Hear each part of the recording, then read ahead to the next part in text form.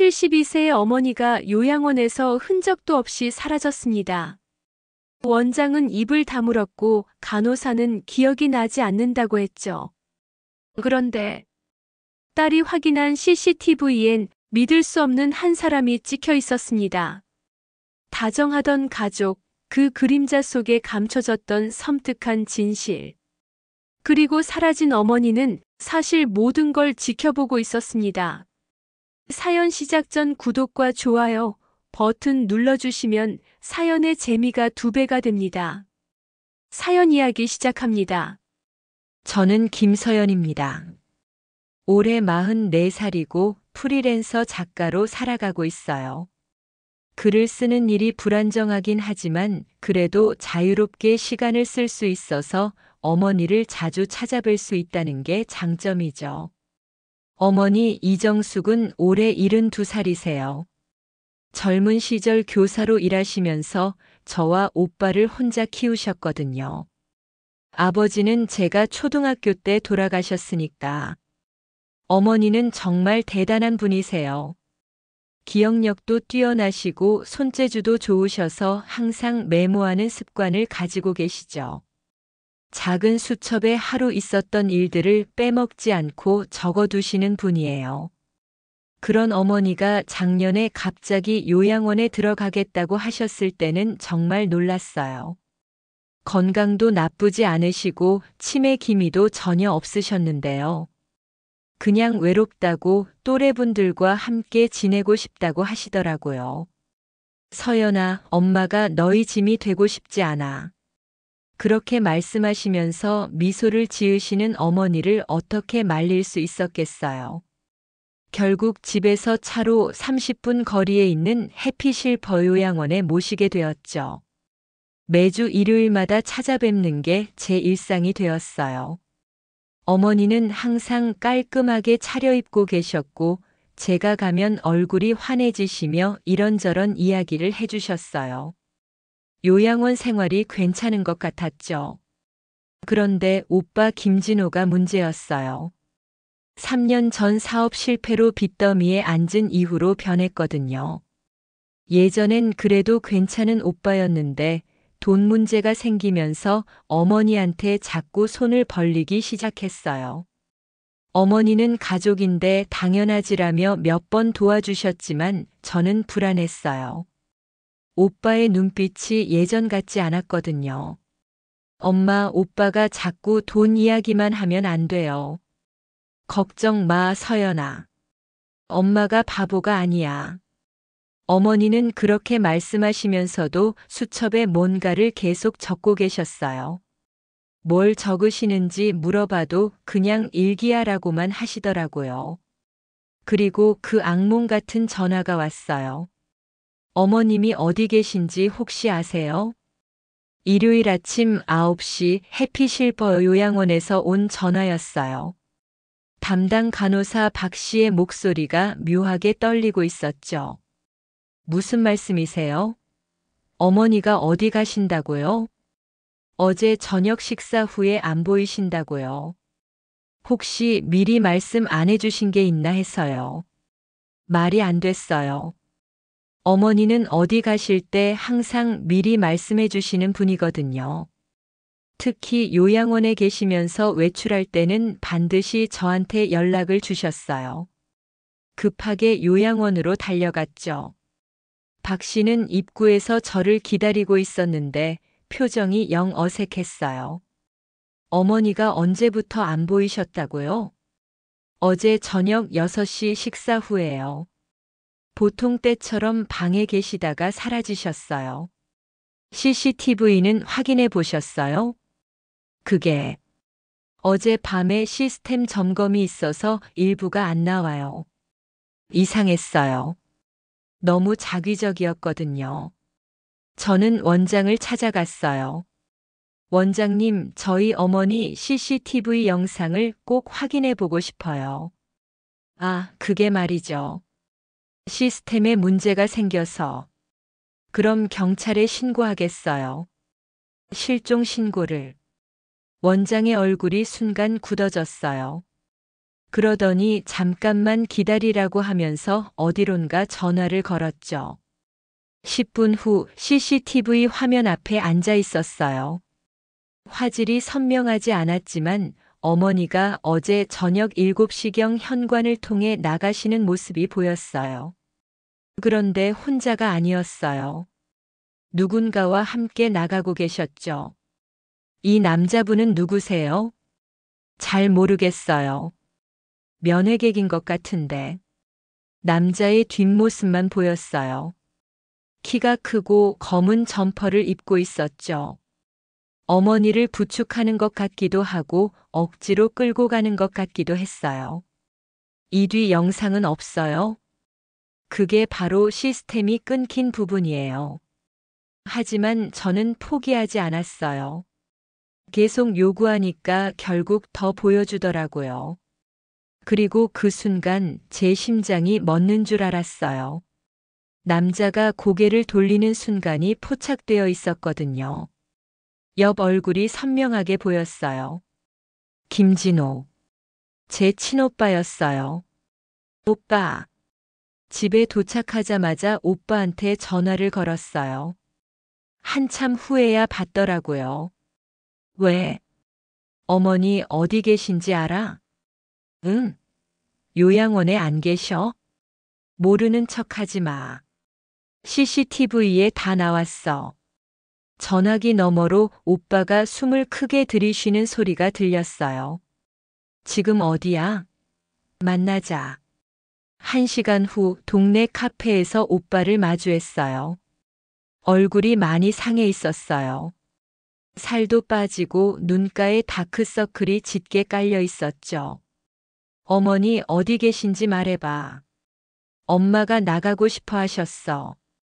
거짓말 하지 마. 어머니가 왜 갑자기 나가고 싶어 하셔? 그리고 왜 미리 말씀 안 하시고?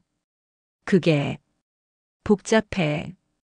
오빠의 시선이 계속 흔들렸어요. 뭔가 숨기고 있다는 게 뻔히 보였죠. 오빠 혹시 어머니 돈에 손 뗀 거 아니야? 야, 그게 무슨 소리야?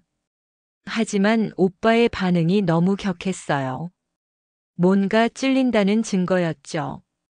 그날 밤 어머니 방을 뒤져봤어요. 혹시 단서가 있을까 해서요. 침대 밑에서 작은 수첩 하나를 발견했어요. 어머니가 평소에 적으시던 일기장 같은 거였죠. 수첩을 펼치는 순간 온몸에 소름이 돋았어요. 박간호사 수상한 태도, 진호와 자주 통화. 약 복용 후 기억 흐릿해짐, 일부러 먹는 척만 함. 통장 비밀번호 물어보는 횟수, 진호 3회, 박간호사 2회. 재산 이동 계획 의심, 증거 수집 중. 어머니는 모든 걸 알고 계셨어요. 그리고 일부러 약을 먹는 척만 하면서 모든 상황을 관찰하고 계셨던 거예요. 마지막 날 기록이 가장 충격적이었어요. 내일 진호가 데리러 온다고 함. 아마 마지막일 것 같음. 서연이에게 이 수첩이 전해지기를 바람. 시골집 주소, 경기도시 읍. 만약을 위해 녹음기도 준비해둠. 어머니는 모든 걸 예상하고 계셨어요. 수첩 마지막 페이지에는 지도까지 그려져 있었죠. 시골의 외딴집 위치를 표시해 놓으신 거예요. 바로 경찰에 신고했어요. 하지만 경찰은 성인이 가족과 함께 외출한 것 같다며 별로 심각하게 받아들이지 않았어요. 가족 간의 문제 같은데 하루 이틀 더 기다려 보시는 게 어떨까요? 답답했지만 일단 혼자 움직이기로 했어요. 수첩에 적힌 주소를 찾아 시골로 향했어요. 경기도 외곽의 작은 마을. 논밭 사이로 난 비포장도로를 한참 달려서야 낡은 농가 한 채가 보였어요. 오빠 차가 마당에 세워져 있었죠. 조심스럽게 집 주변을 돌아봤어요. 창문으로 안을 들여다보니까 거실에 오빠가 앉아 있었어요. 혼자였죠. 어머니는 보이지 않았어요. 뒤쪽으로 돌아가니까 작은 창문이 하나 더 있었어요. 안을 보는 순간 눈물이 났어요. 어머니가 침대에 누워 계셨어요. 손목에는 끈이 묶여 있었고 의식이 없어 보였어요. 바로 경찰에 신고했어요.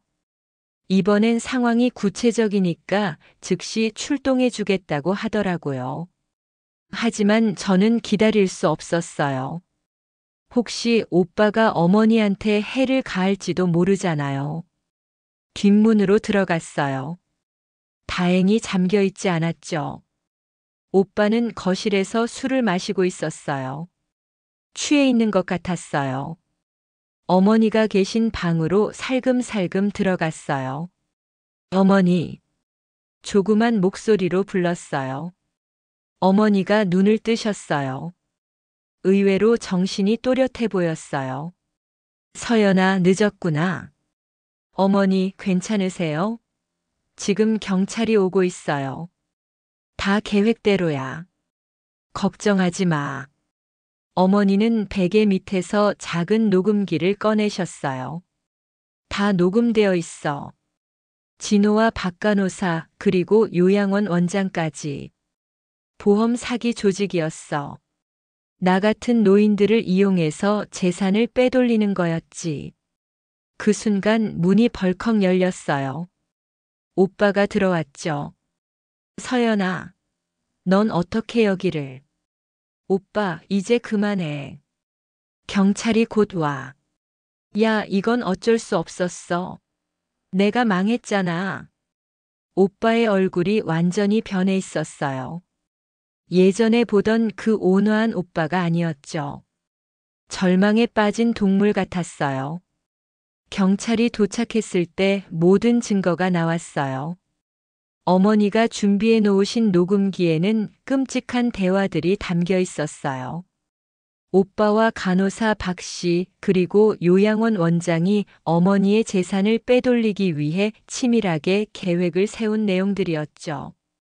어머니를 정신 이상자로 만들기 위해 향정신성 약물을 몰래 투여하고 위조된 진단서를 만들어서 재산을 가로채려던 거였어요. 처음엔 그냥 조금만 빌리려고 했어요. 오빠는 정말 처참한 모습으로 자백했어요. 근데 박 간호사가 아예 확실하게 하자고. 어머니가 치매 진단받으면 재산을 내가 관리할 수 있다고. 그래서 어머니한테 약을 탄 거야? 미안해, 서연아. 정말 미안해. 하지만 어머니는 모든 걸 알고 계셨던 거예요. 약을 먹는 척만 하시면서 모든 증거를 수집하고 계셨던 거죠. 재미있는 건 말이야.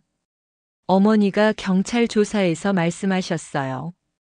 얘네들은 내가 늙어서 바보가 됐다고 생각했나 봐. 하지만 난 40년간 교사로 일했던 사람이야. 아이들의 거짓말은 다 보여. 요양원은 즉시 폐쇄되었고 박 씨와 원장은 구속되었어요. 다른 피해자들도 여러 명 나왔죠. 정말 놀라운 건 그 다음이었어요. 어머니는 오빠를 고소하지 않겠다고 하셨어요. 왜요, 어머니? 오빠가 어머니한테 그런 일을 했는데. 가족이니까. 어머니는 그렇게 말씀하시면서 오빠를 바라보셨어요. 죽이지는 않을게. 하지만 대가는 치러야지. 그리고 어머니는 정말 무서운 일을 하셨어요.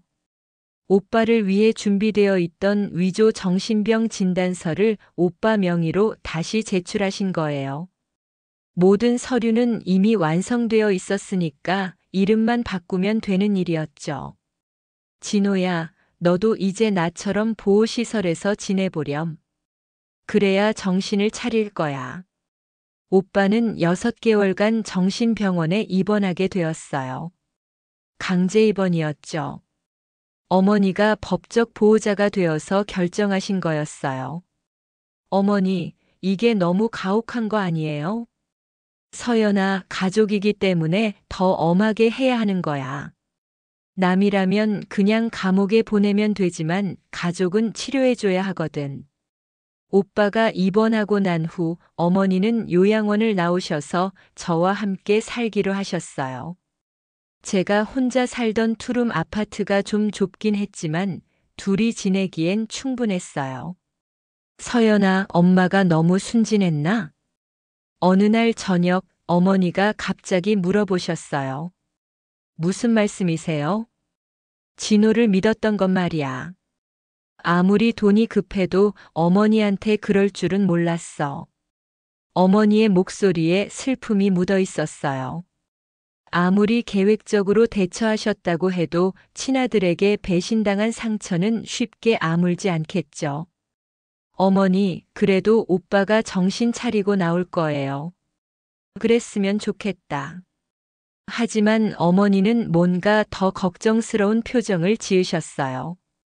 서연아, 사람을 믿는다는 게 참 어려운 일이구나. 그 말씀이 왜 그렇게 마음에 걸렸을까요? 며칠 후 어머니가 새로운 수첩을 사셨어요. 예전처럼 뭔가를 적기 시작하셨죠. 뭘 적으세요? 그냥 일기야. 똑같은 대답이었어요. 하지만 이번엔 뭔가 달랐어요. 어머니가 적는 걸 슬쩍 봤는데 아파트 경비원 아저씨, 옆집 할머니, 아래층 부부에 대한 기록들이었어요. 경비실 김씨 마이너스 택배 전달 과정에서 수상한 행동. 옆집 박씨 마이너스 나의 외출 시간을 자주 묻는 이유. 아래층 부부 마이너스 심야 시간 이상한 소음. 어머니, 이상한 거 적으시는 거 아니죠? 더 이상 참을 수 없어서 직접 물어봤어요. 뭐가 이상해? 사람들 관찰하시는 거요. 다들 그냥 평범한 이웃들이에요. 평범해 보이는 사람이 가장 위험한 법이야. 어머니의 대답이 섬뜩했어요. 오빠 일 때문에 모든 사람을 의심하게 되신 걸까요? 어머니, 너무 예민하게 생각하지 마세요. 서연아, 너도 조심해야 해. 사람이란 것과 속이 다르거든. 그런데 정말 이상한 일들이 계속 일어났어요. 경비원 아저씨가 저희 집 우편함을 자주 확인하더라고요. 옆집 할머니는 제가 출근할 때마다 문을 열고 지켜보셨어요. 아래층에서는 정말 이상한 소음이 심야에 들려왔어요. 어머니의 관찰력이 맞는 건가 싶어서 저도 조심스럽게 지켜보기 시작했어요. 그리고 발견한 거예요. 경비원 아저씨가 우리 우편함에서 뭔가를 빼내는 걸 봤어요. 은행에서 온 중요한 서류였어요. 어머니가 맞으셨네요. 당연하지. 엄마가 몇십 년을 사람 보고 살았는데. 하지만 어머니의 표정에는 기쁨보다는 피로감이 더 많이 보였어요. 서연아, 이렇게 살아야 하나 싶어. 무슨 말씀이세요? 모든 사람을 의심하고 경계하면서 살아야 하는 건가? 몇 달 후 오빠가 퇴원했어요. 많이 야위어 있었지만 정신은 차린 것 같았어요. 누나, 엄마. 정말 미안해요. 오빠는 무릎을 꿇고 사과했어요.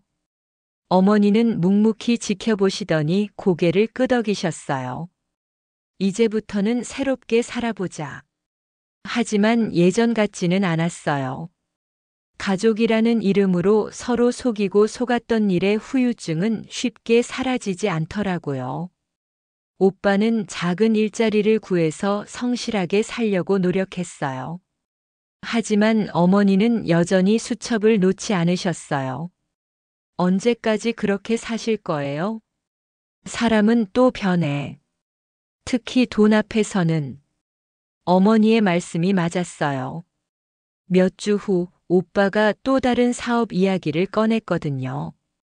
물론 이번엔 어머니 돈을 쓰겠다는 건 아니었지만 어머니는 믿지 않으셨어요. 또 시작이네. 어머니는 그렇게 중얼거리시며 수첩에 뭔가를 적으셨어요. 어느 날 저녁 어머니가 거울 앞에 앉아 머리를 빗고 계셨어요. 거울에 비친 어머니의 모습이 왠지 쓸쓸해 보였어요. 어머니, 괜찮으세요? 괜찮다는 게 뭘까? 어머니는 빗질을 멈추시고 거울 속에 저를 바라보셨어요. 서연아, 엄마가 이상해졌나? 왜 그런 말씀을 하세요? 요즘 모든 사람이 다 수상해 보여. 너마저도. 그 순간 정말 놀랐어요. 저까지 의심하신다는 말씀이었죠. 어머니, 제가 뭘 잘못했나요?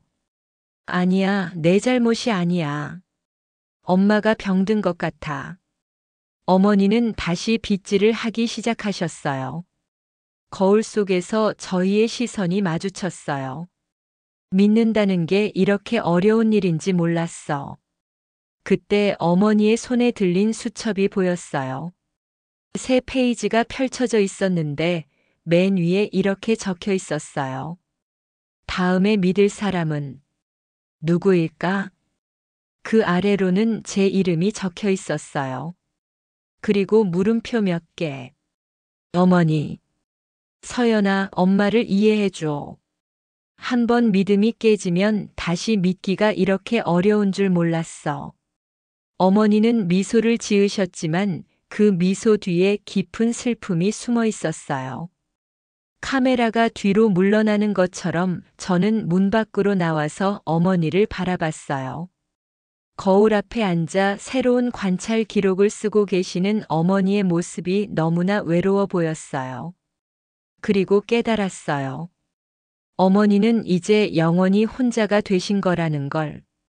모든 사람을 의심해야만 살 수 있는 세상에 갇혀버리신 거라는 걸. CCTV 속에서 시작된 이 이야기는 아직 끝나지 않았어요. 어머니의 수첩은 계속해서 새로운 의혹들로 채워지고 있었고, 저 역시 그 관찰의 대상이 되어버린 거죠. 가족이라는 이름으로 시작된 배신이 어떻게 한 사람의 마음을 완전히 바꿔놓을 수 있는지 저는 그날 밤 처음 알게 되었어요. 그리고 어머니가 마지막에 하신 말씀이 아직도 귓가에 맴돌아요. 믿음이란 참 무서운 거야, 서연아. 한 번 잃으면 다시는 되돌릴 수 없거든. 사연 재미있게 들으셨나요? 구독과 좋아요 잊지 마시고요. 다음 영상으로 더 재미있는 사연 가져오겠습니다. 감사합니다.